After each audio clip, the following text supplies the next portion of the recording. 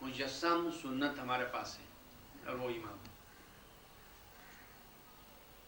اور ہم ہی حقیقی شیعہ اس لیے ہیں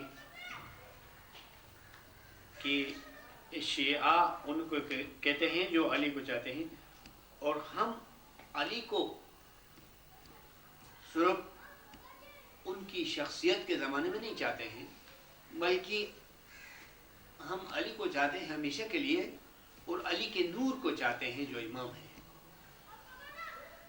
اب یہ بھی بات ہوئی تھی کہ عالمی وحدت ایسی ہے کہ وہاں کی چیزیں سل کی وحدت میں منسلک ہیں، ایک چیز کو پکڑتے ہیں تو ساری چیزیں آپ کی ہو جاتی ہیں۔ آپ امام کے دامنی اقدس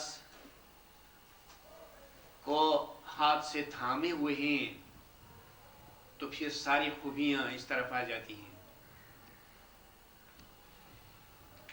کہ شیعان علی حقیقی معنوں میں ان کو کہنا چاہیے جو ایک ہی اصول پر قائم ہوں اور شروع سے لے کر آخر تک علی ہی کو چاہیں، اور علی ان کے سامنے ہو،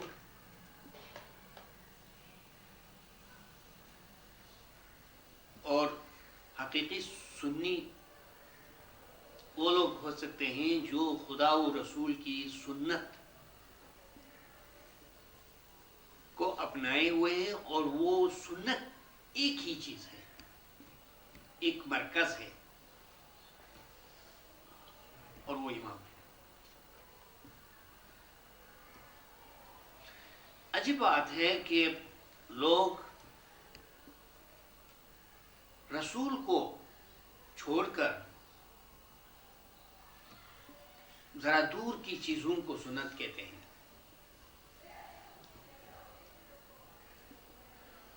جو ہستی سنت کا سرچشمہ تھی اسی کو سنت کا مرکز قرار دینا چاہیے، اور اسی کو سنتی مجسم ماننا چاہیے، اور وہ رسول اللہ صلی اللہ علیہ وآلہ وسلم تھے۔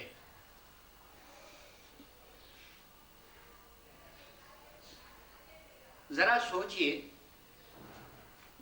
کہ اگر اسلام کے پھیلاؤ کو یکجا کرنا ہو تو وہ کہاں جمع ہو جائے گا؟ قرآن۔ اور قرآن کو بھی کلوز کرنا ہو تو وہ کہاں جمع ہو جائے گا؟ رسول۔ کیونکہ قرآن کا مخرج، نکاس رسول تھے، رسول ہی سے قرآن کا ظہور ہوا تھا۔ اس کا مطلب یہ ہوا کہ اسلام کی ساری خوبیاں رسول میں مجتمع ہو جاتی ہیں، جمع ہو جاتی ہیں۔ اسلام میں سب سے بڑی جو شخصیت ہے اس کی یہ اہمیت ہے، اسلام کی کوئی خوبی رسول سے باہر نہیں ہو سکتی ہے، تو پھر سنت رسول سے باہر کہاں ہو سکتی ہے؟ دوسرے آسان لفظوں میں یوں کہنا چاہیے کہ رسول اللہ کے زمانے میں سنت یہ تھی کہ ایک زندہ شخصیت مسلمانوں کی رہنمائی کرتی تھی، یہ سنت ہے مرکزی طور پر۔ لہذا رسول کے جو جانشین امام ہیں ان میں اسلام کی ساری خوبیاں جمع ہیں۔ اس لیے اگر آپ سنتی باطن کو لینا چاہیں اور حقیقی سنی کے معنی کو لینا چاہیں اور حقیقی شیعہ کے معنی کو لینا چاہیں تو وہ آپ سے باہر کہاں ہو سکتے ہیں؟ اسی لیے اب یہ بھی کہا گیا تھا کہ ساری خوبیاں ایک دوسرے سے منسلک ہیں، تسبیح کے دانے کی طرح۔ تسبیح کے ایک دانے کو لینا چاہتے ہیں تو پھر سارے دانے اس کے ساتھ آپ کے ہاتھ میں آئیں گے، کیونکہ جس طرح سے تسبیح کے دانے ایک ہی داغے میں منسلک ہیں، پروئے ہوئے ہیں، اس اعتبار سے آپ تنہا ایک دانے کو نہیں لے سکتے ہیں۔ ایک دانے کو پکڑیں گے تو سب دانے آپ کے ہاتھ میں آ جائیں گے۔ لہذا جو شخص امام کو لیتا ہے، امام کے دامن کو لیتا ہے، تو ساری خوبیاں دین کی، اسلام کی آ جاتی ہیں، اور پھر آپ قرآن کے شروع سے لے کر آخر تک بڑی فراغت کے ساتھ، آزادی کے ساتھ کبھی اسی اصول کو سامنے رکھتے ہوئے پڑھیں۔ جہاں کہیں بھی کوئی تعریف ہوگی، جہاں کہیں بھی کوئی خوبی بیان کی گئی ہوگی، وہ مومنین کی ہوگی۔ اگرچہ بعض چیزیں بظاہر آپ کے سامنے نظر نہیں آتی ہیں، مثال کے طور پر جہاد، مثال کے طور پر حج اور دوسری کئی چیزیں، لیکن نہیں، ہر عبادت کا ایک باطن اس لیے ہے کہ وہ مومن کے نام پر ہو جائے۔ ساری چیزیں، اور ہر چیز دو کے جوڑے میں ہے، تو اسی طرح حج بھی دو طرح سے ہے، جہاد بھی، روزہ بھی، اور نماز بھی علی حضرت قیاس۔ تو اس لیے آپ کبھی قرآن کے شروع سے آخر تک اس نظریے سے پڑھیں اور دیکھیں کہ مومنین سے کوئی خوبی الگ ہو سکتی ہے؟ نہیں، کوئی خوبی الگ نہیں ہو سکتی ہے، اور اگر کوئی خوبی بالواسطہ یا بلا واسطہ الگ نظر آتی ہے، لیکن وہ بھی امام کے ذریعے سے، امام کے توسط سے، امام کے واسطے سے جو ہے مومن کی ہو جاتی ہے۔ مجھے چاہیے کہ ہمیشہ اور ہر وقت آپ کو ترغیب دوں علم کے سلسلے میں، کہ علم وہ آنکھ ہے مومن کی کہ جس سے وہ حقیقتوں کا مشاہدہ کر سکتا ہے۔ علم مومن کو حقیقتوں کا مشاہدہ کراتا ہے، دکھاتا ہے۔ اس لیے ہمیشہ اور ہر وقت علم کی تلاش میں رہنا یہ مومن کا فرض ہے۔ حدیث میں ہے کہ الحکمت ضالۃ المومن، حکمت مومن کی متاع گم شدہ ہے، مومن کی کھوئی ہوئی دولت ہے۔ ایسا لگتا ہے کہ کبھی ہر مومن کا علم سے، حکمت سے واسطہ تھا، زمانہ دراز کے بعد البتہ کسی حکمت کے تحت یہ مومن علم سے دور جا پڑا۔ لہذا مومن کو چاہیے کہ وہ اپنے مال کی تلاش کرے، طلب کرے، اور علم ہی ہے جو ہمیں دنیا کے دکھوں سے نجات دلا سکتا ہے، ہمیں احساس دلا سکتا ہے کہ ہمارے لیے کیا ہے اور دوسروں کے لیے کیا نہیں ہے۔ اور علم ہی کی بدولت امام کی خوبیوں سے آگہی ہو سکتی ہے. جیسے ہی ہم امام کی خوبیوں سے آگاہ ہو جائیں گے ویسے ہم کو امام سے محبت اور عشق ہوگا. لہذا علم پر زور دینے کی ضرورت ہے. اور اگر آپ کو تھوڑا سا علم ملتا ہے ہر محفل میں ہر بار، یہ بہت بڑی چیز ہے، بہت بڑی چیز ہے. اس کو کم نہیں سمجھنا، کیونکہ اس کی جو بہا ہے، اس کی جو قیمت ہے وہ بہت اونچی ہے. امام کا علم، وہ دیکھیے دنیا والے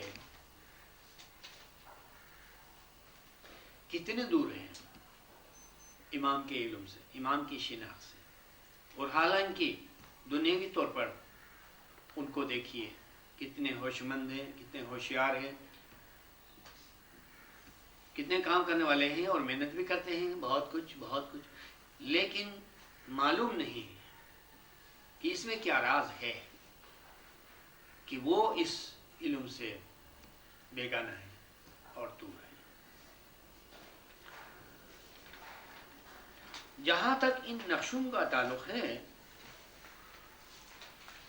دائرہ فطرت کو دیکھیے.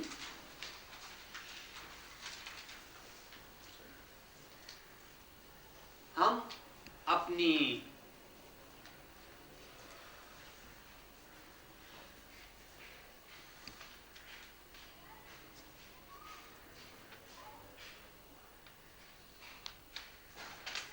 عقلی جزوی سے کل کو نہیں دیکھ سکتے ہیں. یہ میں ایک لاجک بیان کر رہا ہوں. جزو جو ہے کل پر محیط نہیں ہو سکتا ہے.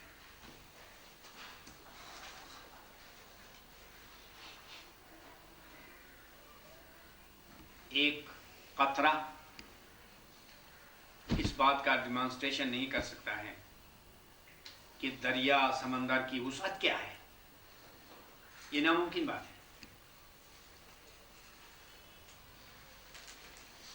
جز جو ہے ہمیشہ جز کو دیکھتا ہے.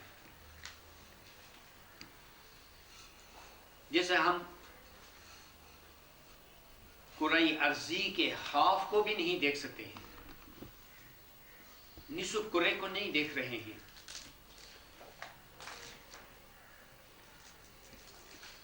قرص خورشید یعنی سورج کا کرہ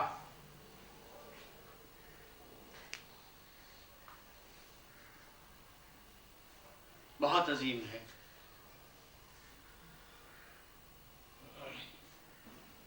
اس کے نصف کو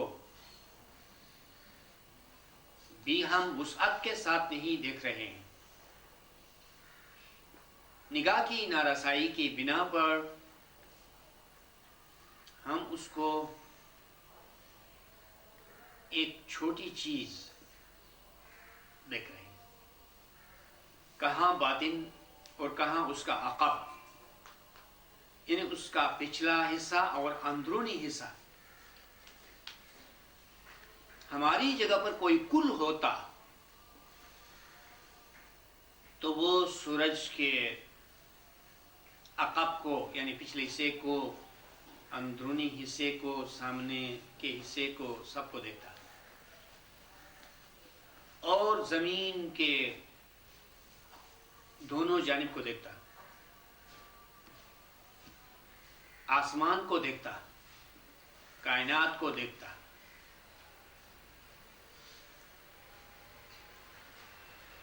اس آدھا دیکھنے کے نتیجے میں کیا ہوا؟ یہ ہوا کہ ہمیں حیرت ہوئی کہ قدیم کس طرح ہوتا ہے، کوئی قدیم چیز کس طرح ہوتی ہے. کیونکہ ہم جز کے دیکھنے کے عادی تھے.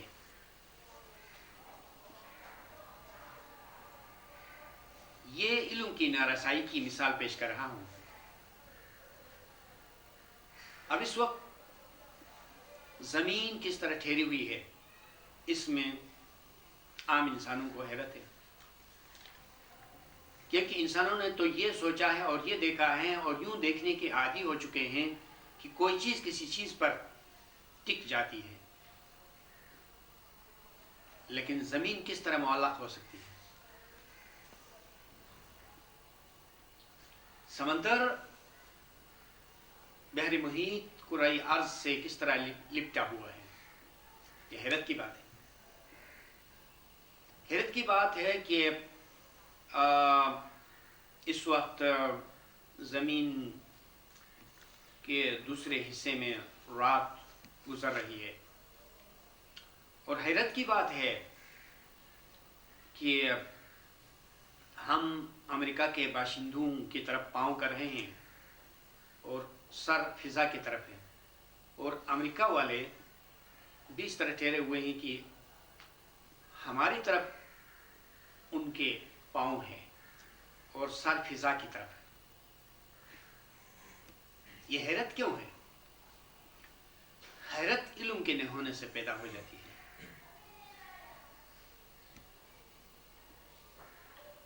اور اسی طرح خدا کا نام جو اللہ ہے، جو معبود برحق ہے، اس کے اندر بھی حیرت کے معنی ہیں۔ علیہا یلیہو، حیران ہونے، حیرت میں پڑنے کو کہتے ہیں۔ تو خدا کے ناموں میں سے ایک نام میں حیرت ہے، اس لیے کہ اس کے بیدوں کا جاننا بہت مشکل ہے، اس کی ذات، اس کی صفات کے بارے میں جاننا حیرت کی بات ہے۔ اس لیے لوگوں نے خدا کا ایک نام حیرت کے معنی میں رکھا۔ تو یہ حیرت جو ہے علم کے نہ ہونے کی وجہ سے ہوتی ہے۔ میں کہہ رہا تھا اس دائرے کی نسبت سے کہ ہم ابھی تک ایک ایسے دائرے کو نہیں سمجھ رہے ہیں کہ اس کی ابتدا بھی نہیں اور انتہا بھی نہیں، وہ دائرہ کیسا ہے، ابھی اس کو سمجھنا باقی ہے۔ تو اسی سلسلے میں میں نے کہا کہ کوئی کل ہوتا تو اس بات کو آسانی سے سمجھتا کہ کوئی دائرہ جس کی ابتدا بھی نہ ہو اور انتہا بھی نہ ہو کس طرح ممکن ہے، اس کو ایک جز نہیں سمجھتا ہے، کیونکہ وہ اس لیے نہیں سمجھتا کہ جس طرح کہ میں نے مثال پیش کی کہ وہ ہمیشہ عادی چیزوں کو دیکھنے کا عادی ہے اور عادی چیزیں نہیں دیکھتا ہے۔ لیکن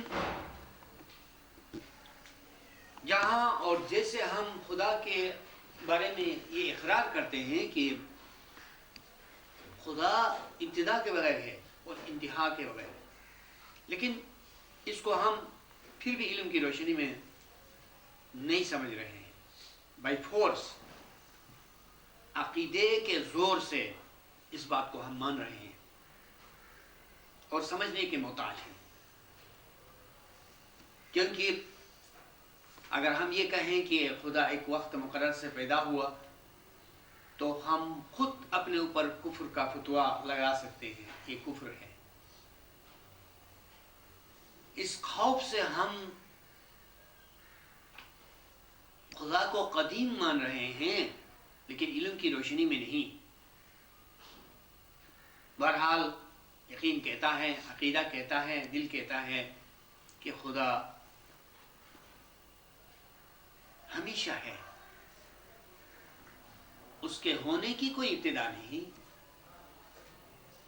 اور اس کی ذات کے لیے، اس کی ہستی کے لیے کوئی انتہا نہیں۔ اب اس تصور کے سہارے سے ہم بہت سی قدیم چیزوں کو قبول کر سکتے ہیں۔ وہ سہارا اس طرح کہ خدا ہو اور اس کی بادشاہی نہ ہو، یہ ممکن نہیں۔ تو اسی طرح ہم ایک ایسے دائرے کو قبول کر سکتے ہیں کہ جس کی کوئی ابتدا نہیں اور نہ انتہا ہے، کیونکہ اس دائرے کا تعلق خدا کے فعل سے ہے اور خدا کا فعل ہمیشہ ہے۔ اس دائرے کو خدا کی بادشاہی بھی قرار دے سکتے ہیں، اور خدا کے فعل کے اطلاق کے لیے کوئی چیز ایسی ہونی چاہیے کہ وہ ہمیشہ سے ہو اور ہمیشہ کے لیے ہو۔ تو یہ تصوری آفرینش ہے۔ اور دوسرے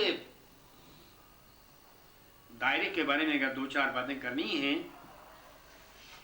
تو دوسرا جو دائرہ ہے وہ بھی بڑا عجیب ہے، بہت ہی عجیب ہے۔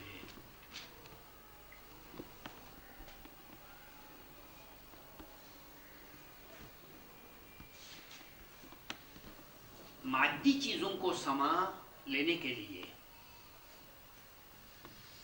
کوئی بڑا ظرف چاہیے، بڑا برتن چاہیے، بہت سے افراد کو سمانے کے لیے بڑا ہال چاہیے، لیکچر ہال۔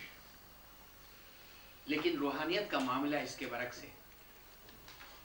دیکھیں کہ بجائے اس کے کہ سب سے باہر کا جو دائرہ ہے اس کو مانے کی ساری چیزیں اس کے اندر ہیں، ہم یہ سمجھانے کے لیے کوشش کریں کہ سب سے اندر جو چھوٹا دائرہ ہے اس میں ساری چیزیں سما رہی ہیں۔ یہ معاملہ بڑا عجیب ہے۔ وجہ اس کی یہ ہے کہ خدا پوری کائنات کو اپنی مٹھی میں سمو لیتا ہے، پھیلی اور بکھری ہوئی کائنات کو اور اس کی چیزوں کو اپنی مٹھی میں لپیٹ لیتا ہے۔ مطلب یہ ہے کہ ان کو ایک ایسی وحدت میں لیتا ہے